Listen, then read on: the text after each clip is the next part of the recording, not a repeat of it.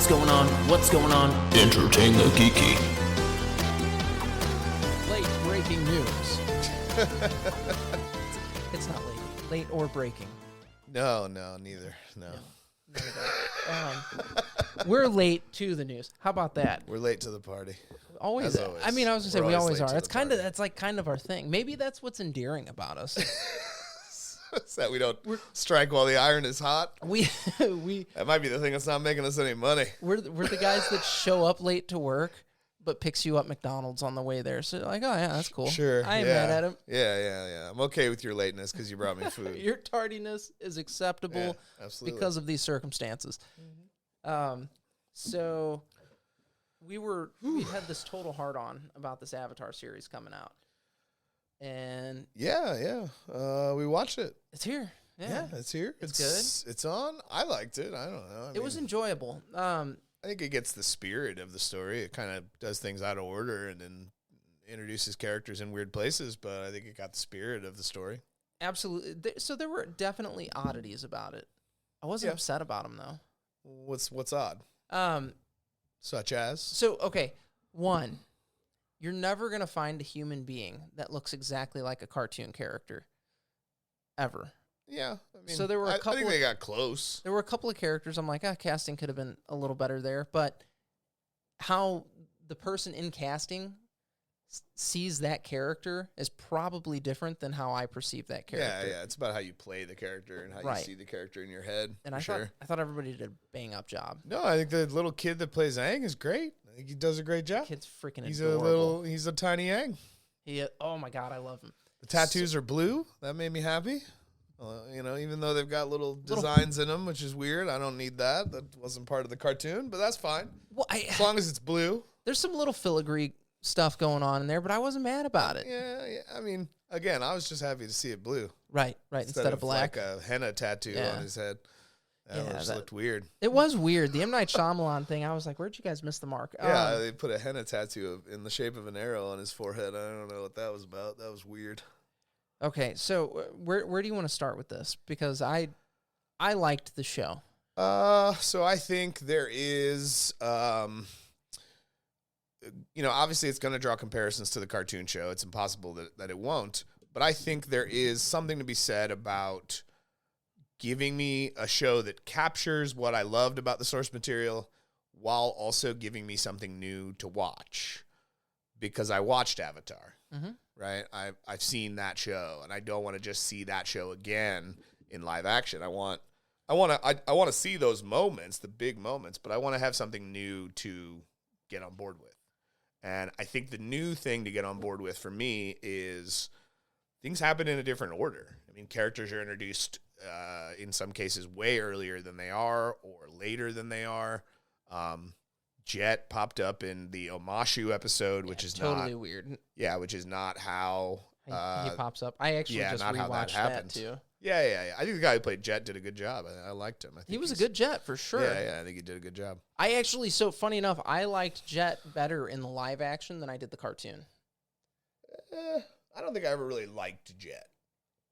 I'm saying the portrayal of the character. I'm not saying Sure. I'm I not don't think I ever like- liked Jet. I'm not like, He hey, always buddy. kind of seemed like a scummy guy to me. He is a scummy guy. Yeah, And I thought they did more in the live action one to give him this air of relatability than they did in the cartoon. The cartoon, like, Yeah, but I don't think he's supposed to be relatable.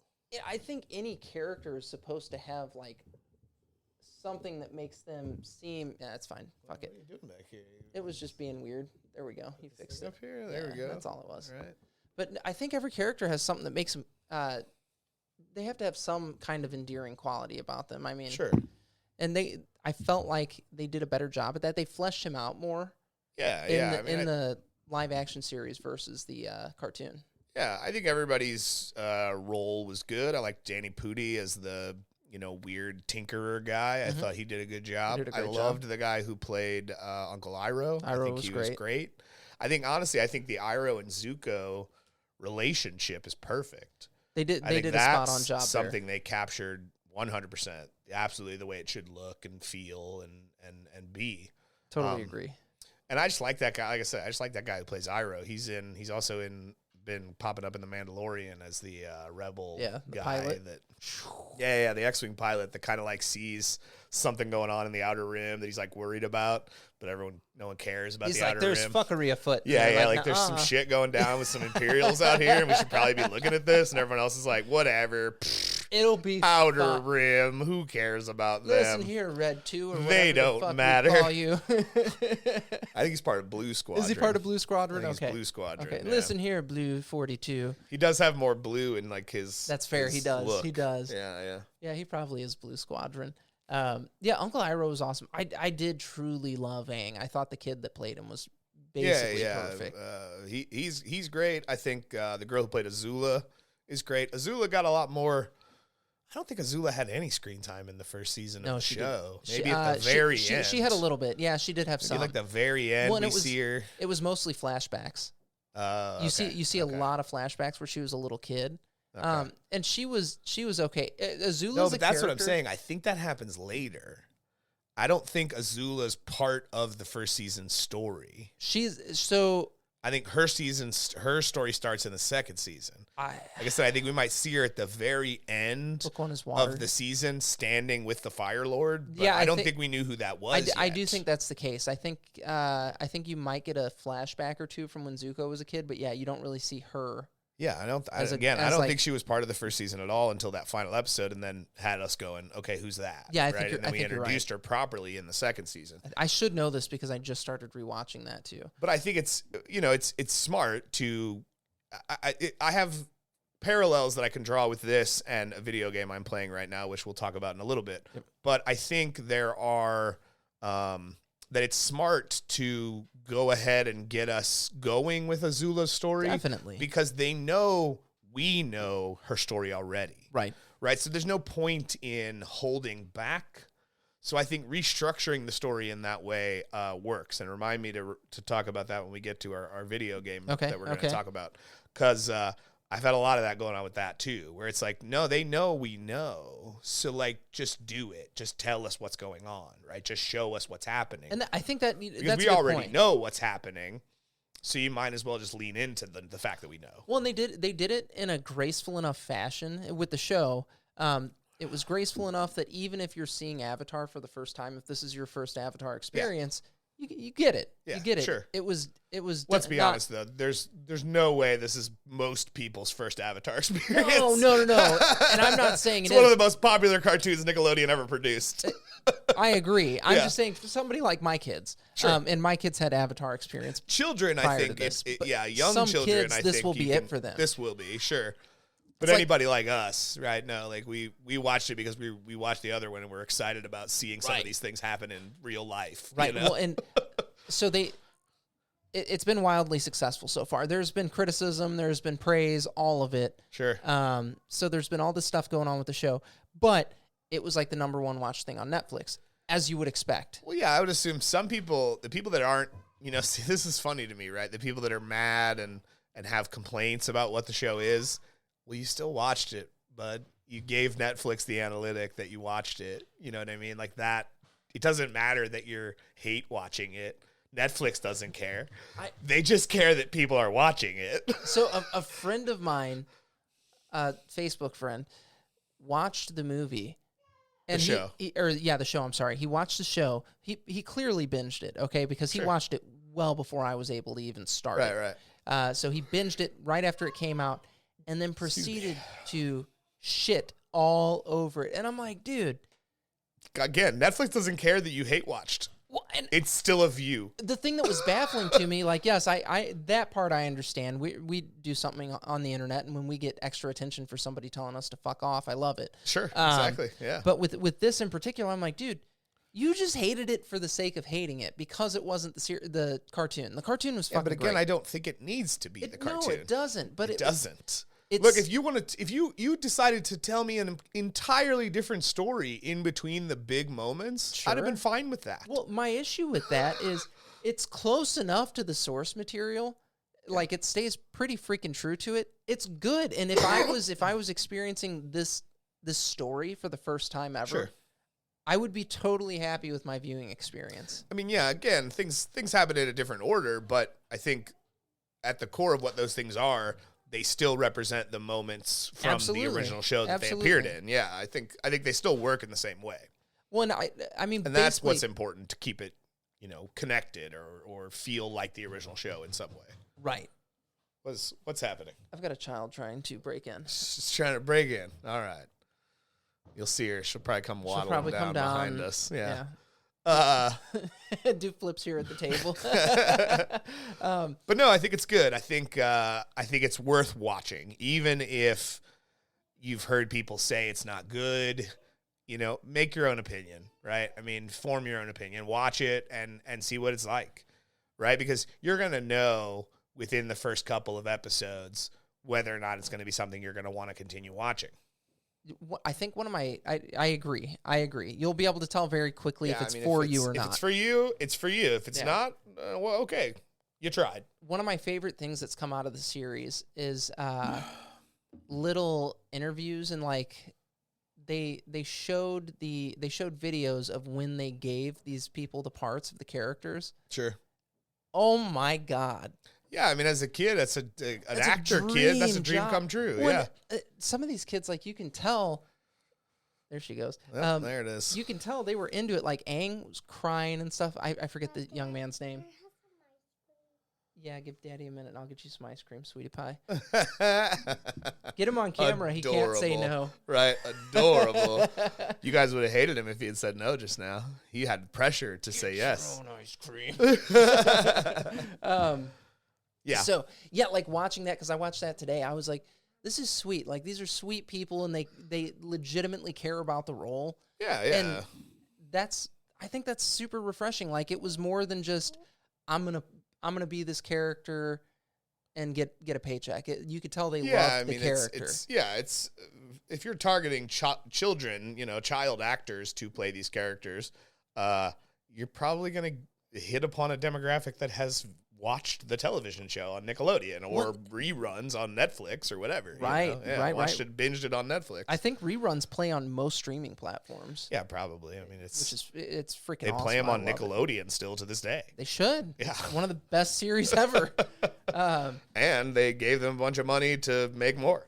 They did. Yeah. They did. They gave DiMartino and the other guy a bunch of money to just make more Avatar. Well, and that was one of the things that I wanted to kind of touch on next. So they immediately get the green light because of the wild success of the series for not one more season, but to finish out the run. Yeah, they're going to finish it. The original story was 3 seasons. Yeah. Yeah. On top of that, they got a bunch of spin-off stuff that they're going to do. Yeah, I mean, that's movies, not series. I think it was mostly movies, right? No. The original creators, Nickelodeon just gave them a studio and said make more Avatar. So they're thinking, I think they're going to make more television Avatar. Oh, so on Netflix though, we're getting movies.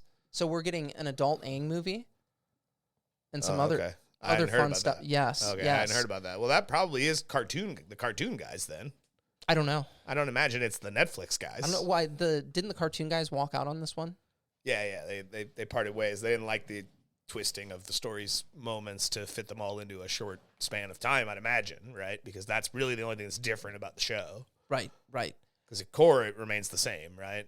Its bones are the same. Right. We've got a boy here that has this crazy responsibility thrust upon him, and he has to do all of this just so he might be able to save people. For sure. Yeah.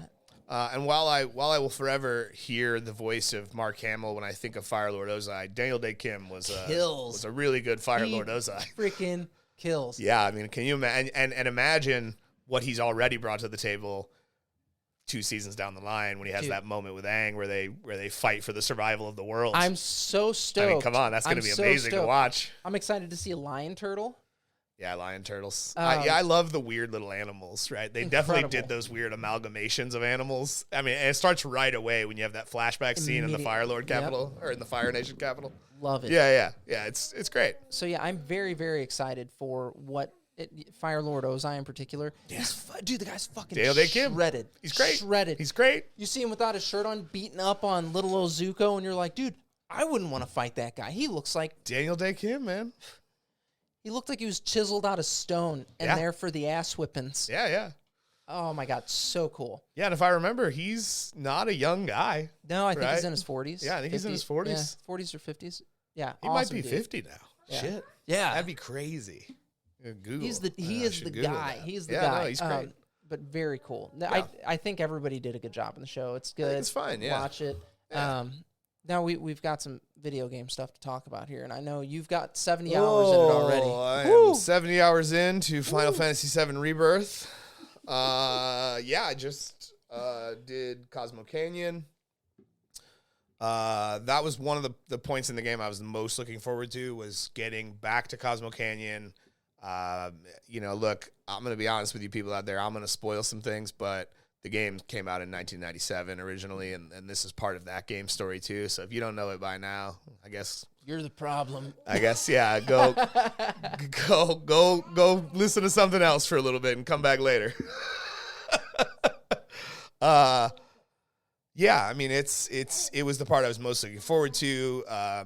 Finding out, Red 13 is actually Nanaki, and meeting Bugenhagen, his grandfather, who's also like the world's foremost planetologist, and he like takes you up into his observatory, and he like shows you what's happening to the planet. He talks about the live stream. Like, it's where a lot of the large narrative bits that became what the story is after that point started in Cosmo Canyon.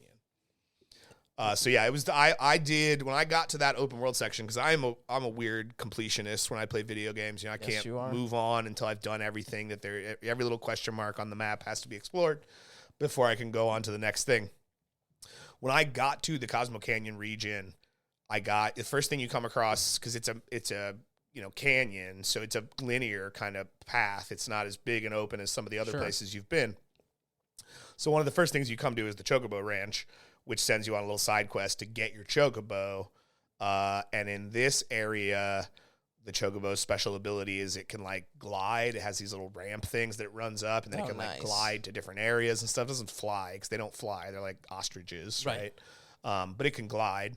And then there's a whole little side quest where you meet a girl who used to race Chocobos, but she's like having some PTSD because she got into an accident, and you kind of help her snap out of that by doing these little these little kind of obstacle courses where you fly your little Chocobo through these little rings that are worth different points. The problem is, each minigame in Final Fantasy VII Remake and in Rebirth has 3 tiers of rewards based on your score. Well, when you are doing this mission, this little side mission, the only way to get the 3rd tier of reward is to hit every ring. When you hit every ring, it's the exact score you need to get that 3rd tier. Okay. So there is no like, I did okay, I can still get there. It's a pass or fail. Yeah, like you get every ring or you start over, right? Like so I spent probably too long. I mean, probably at least an hour, just frustratingly going through those things, trying to cap them all out, because the one reward was a new weapon for a character. So I was like, well, fuck, I got to get that. Of course I need that. Like, I got to get that. I got to go to a new area. I got new things to fight. It's a must-have item. Right, yeah. Like, so, but then when you go into the wider area of the canyon, you pretty much can go in any direction, and there's stuff to do. There's towers to find and monsters to fight and all kinds of stuff, right? So I didn't do any of that. Once I was finished with the little Chocobo Ranch intro, I went straight to the city. No. Because you'll get to come back to the open world after the story happens in the city. But the city was what I really, again, one of the biggest moments I was waiting for up to this point in the game to see again. Right? Was it everything you'd hoped for? Oh, it was great. I had tears, man. It was great. Did you? It's a beautiful, Cosmo Canyon's a beautiful, awesome place. Kudos to the voice actor for Red 13, who does both the wise Red 13 that we met in the last game and then is mostly the beginning of this game, and the child, his real voice, the child's voice. He does both voices. Oh, nice. So yeah, kudos to the voice actor. That's, I'm sure, hard to do. But yeah, no, it's great, man. It's big, it's open, there's a lot of stuff to do. Most of the stuff you do in each region is the same, so that can get a little repetitive. Sure. Unless you're really just a completionist and you have to do it all. But the game doesn't force you to do that. I mean, you always know where the next story bit is coming. Okay. So you can literally just skip all of that if you really wanted to. You don't have to engage in any of that content to play the game. You know, it doesn't lock the rest of the game behind a wall, essentially. But what I was talking about earlier when we were talking about Avatar is those moments where they do things because they know we already know the answer. Right. So in Remake, when the Sector 7 plate is falling and we see Kate Sith, the little cat robot with the crown and the cape, and he's like, too late to help. And because they know, we know, of course he would be there. Right? Reeve is there. Reeve is controlling the little robot. Right? Again, spoilers for a game that came out in 1997. Get good, nerds. Yeah. So yeah, they just these little things keep popping up throughout the game's story when the mystery of Barrett might have shot some people at the gold saucer in the original game. The game lets you believe, Barrett just killed a bunch of people and now he's in trouble and we gotta, we're all in trouble because he's with us. The game doesn't hide the fact that there's another man there with a gun on his arm. Because the game knows, we know. Right. There's no reason to make it a mystery anymore. We know the answer.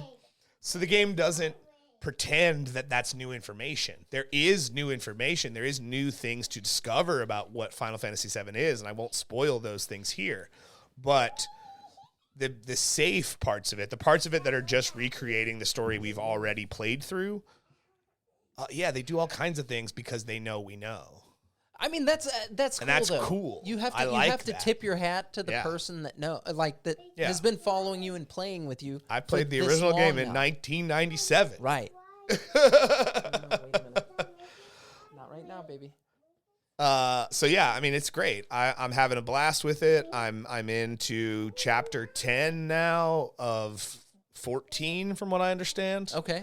But I'm 70 hours in. And just now am I at chapter 10, right? So I think this is easily an 80 to 100-hour game to 100% complete. How far is Capilano? He's probably 2 chapters ahead of me at this point. Okay. And I have to remember, some of that 70 hours comes from the fact that I am playing story beats twice. Right. Because my wife is invested in the game story. She wants to see how it all works. For sure. And how it all plays out. So I essentially play most story sections twice. Okay. Right. I will do it one time when I'm just sitting there late at night and she's in bed and no one cares what I'm doing. But before I get to that story moment, I will create a second save that I can then reload the next day. Okay, and here's all the story you missed. You were so cute, you two. It's Whatever, disgusting. Man. Whatever. You guys are disgustingly cute. She could be. She could not like the story at all, and she's just humoring me. I don't know. Again, how sweet is that? Jeez, get you somebody like that, folks. But yeah, so the 70 hours is probably more like 60 hours, right? Because again, this all I'm doing for her is the story beats. I'm not doing any of the weird open world. You don't need to see me running around nonsense, in circles right? for an hour and a half. Fighting a bunch of enemies and stuff. So I'm not doing any of that stuff. So I basically just do all of that stuff. And if I'm about to move beyond that into a story moment, like I said, I just drop a second save so that I can reload it when she's ready to see that next piece. That's awesome, though. Yeah. Like, so you've invested probably a few extra hours, but not too many. Yeah. I mean, the largest part of this game is the open world and all the side content. Of course. If we just took cutscenes that were relevant to the game's story and put them all together on YouTube, I'd imagine it's only a couple hours of what is so far been like a 60-hour game experience. You know what I mean? That's still a freaking movie. No, it is. It absolutely is a movie, but it's the smallest part of the overall. No, I totally get what you're saying. But like we say, it's only 2 hours. A 2-hour viewing experience is, well, what most of us deem normal. Sure. If we're going to watch a feature film. Sure. You know? Absolutely. Yeah. So. I highly recommend it. So you're getting your money's worth. I am absolutely getting my money's worth. You're 70 hours in, so you've already got your money's worth. Yes. That's $1 per minute right there. Yeah, for sure, yeah. Or no, $1 per hour, I'm sorry. Yeah. So you did 70 damn hours. good. Yeah, it's $1 an hour. Yeah. I mean, it's fantastic. It's beautiful. It's got a couple of issues in the performance mode, which is the mode I tend to play in, which locks the game's frame rate at 60 FPS. Fucking elite right here. No, it actually would look better in the other mode if I had a better television. Yeah, higher refresh rate television. Right. Yeah. If I had a variable refresh rate television, I would actually play in graphical mode because that drops the frame rate a little bit so it can provide a visual More clarity. cinematic experience. Yeah, visual clarity and a seamlessness to the whole thing. So every now and again I see little weird graphical glitches, but Sony and Square Enix have been on it. I mean, they had a similar problem like that in the demo copy of the game, and they made a patch for it. For the demo, yeah, so that you could play the demo. You know what I mean, without seeing these. So they're on it, right? They won't let that kind of stuff stand. They'll fix it, and I would imagine they'll fix it pretty promptly.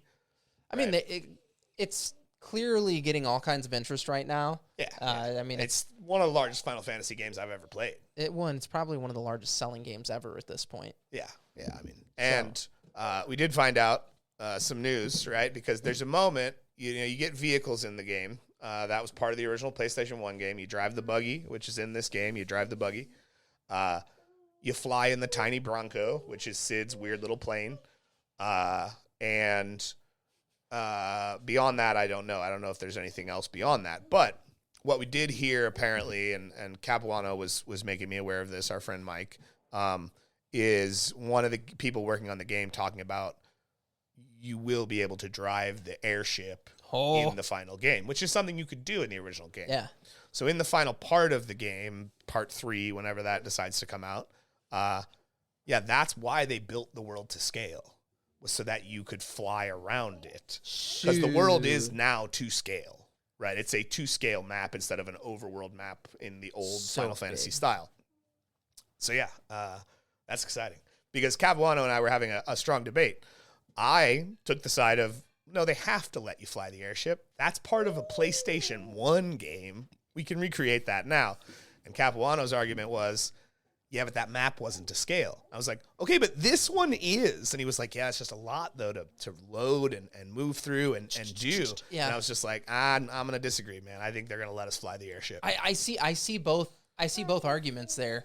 Doesn't matter, because apparently one of the game developers just spilled the beans and said, of course, that's why we built the map to scale, was so you could fly around it on an airship. That's such a testament to the power of computing that they're putting in modern-day consoles. Yeah. That's ridiculous, It's just a computer. It's all it is, That's what it is now. But that is nutty, dude. That's nutty. Yeah. It's going to be awesome. Can't wait.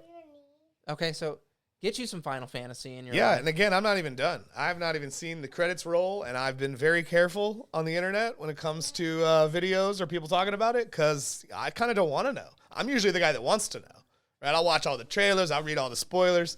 I do that. But it has played it pretty safe up to Chapter 10 when it comes to deviating from the plot. It's played it pretty safe. So I wonder if that deviation is going to come right at the end. My theory, and I've said this a couple of times. I've said this to Mike, and I've said this to Corey, my wife. But I'll get it on a microphone, so in case I'm right, you guys need to hear this. It will be awesome. So I think one of the biggest controversies about the recreation of this game is, again, spoilers for a game from 1997, Aerith's death at the end of Disc 1 or Disc 2. No, it was Disc 1. Whatever disc it was, yeah. Is Aerith going to die? Is she going to live? People modded the old Final Fantasy VII so that she would live, so you could use her beyond where she should have died in the original game's narrative. But I don't think they're going to decide. I think they're going to have their cake and eat it too. So I think, because there's a lot of people that no, Aerith has to die. That's the one story. of the crux points in the story. And there's people that say, I want to see Aerith all the way through the game because she's great. And she is. Even when I had to just read little text boxes to get her personality, she was great. She was a character that I loved. Okay, so there's a weird thing going on in this game where, we saw it at the end of Remake. This is not a spoiler. There is a universe where Zack lived. Zack is alive in another universe, as is Aerith. Right? So the question then becomes, okay, so when we get to this final moment, is Aerith going to die? I say yes, because I think the other version of her is going to come in and replace her. So So I think we're going to have our cake and we're going to eat it too. I see. think there is going to be the death that most of the player base thinks just like that needs to happen. And for the smaller part of the player base that would like to see her go on within the narrative, we got another one. We got another one in another universe. And if you think Zack and Cloud, these characters that are intertwined by destiny, are never going to intersect in this game's narrative, you're wrong. It's going to happen. And I think it's going to happen in part 2 here. And I think that's the moment it happens, right? love it. Love it. Yeah.